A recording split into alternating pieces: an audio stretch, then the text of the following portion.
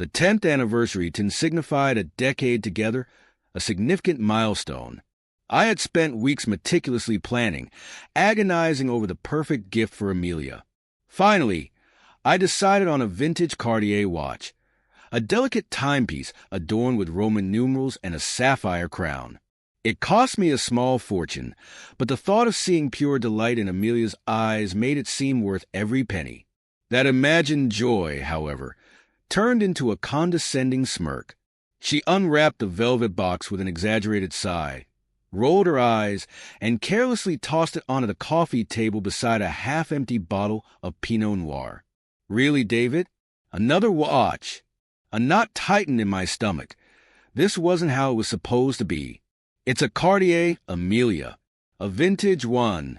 Oh, my apologies, she drawled, her voice dripping with sarcasm. I didn't realize. It's just, well, it's so predictable.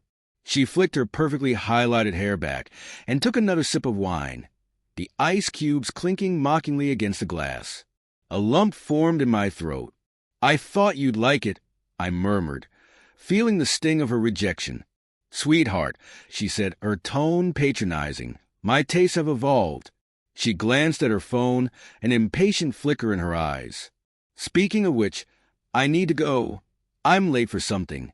She grabbed her purse and practically flew out the door, leaving me standing there with a hollow ache in my chest. The unopened Cartier box lay before me, a symbol of my failed attempt at romance. That's when I noticed a card.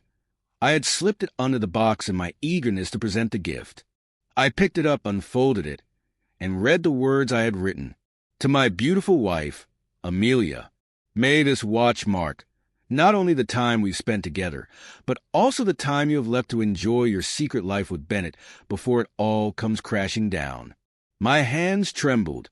The truth was a bitter pill I had swallowed weeks ago after discovering her secret phone and the incriminating messages that unraveled everything. This wasn't a gift. It was a warning shot. The thing Amelia was late for? I knew exactly what, and exactly who it was. Bennett, her lover, a sleazy real estate agent with slick-back hair and a grin that could turn fresh milk sour. They met at a secluded wine bar downtown, the same place I had followed them to on a rainy Tuesday night. My heart had shattered into a million pieces as I watched them through the rain-streaked window, their hands intertwined in a cruel melody of betrayal. I arrived at the bar just as Amelia was playfully feeding Bennett a grape, a mischievous sparkle in her eyes. I walked straight to their table, my composure an ironclad mask. Amelia's eyes widened in horror, the grape rolling off her lip. Bennett, oblivious, looked up with a smirk. Well, look what the cat dragged in. Bennett, I said, my voice dangerously calm, I have something for you. I pulled out a thick manila envelope and slid it across the table. His smug smile wavered as he opened it. Inside were copies of emails, text messages, and photographs, undeniable proof of their affair. The color drained from his face. Amelia, I turned to my wife, my tone icy. Remember the watch you found so predictable? It has a unique feature. Her eyes flickered to the box on the table, then back to me, fear replacing her earlier arrogance. It's engraved, I continued, my voice rising with each word. To Amelia, may the weight of your deceit be as heavy as the gold on your wrist. Enjoy your final hours of blissful ignorance. Panic seized her. She fumbled for her phone, but I was faster. I held it high above her reach. Looking for this? I taunted.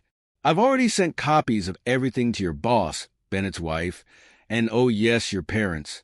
The blood drained from her face. Her carefully curated world was collapsing, brick by painstaking brick. Bennett, the coward he was, stammered something about a misunderstanding before bolting from the bar, leaving Amelia alone to face the wreckage. The following weeks were a whirlwind of lawyers, painful conversations, and the soul-crushing emptiness of a life torn apart. Amelia lost her job, her reputation, and, of course, me. Bennett's wife, a lovely woman named Susan, filed for divorce, leaving him penniless and disgraced. His firm, too conscious of its image, promptly fired him. As for me, I left a house that had become a museum of bitter memories. The Cartier watch? I sold it.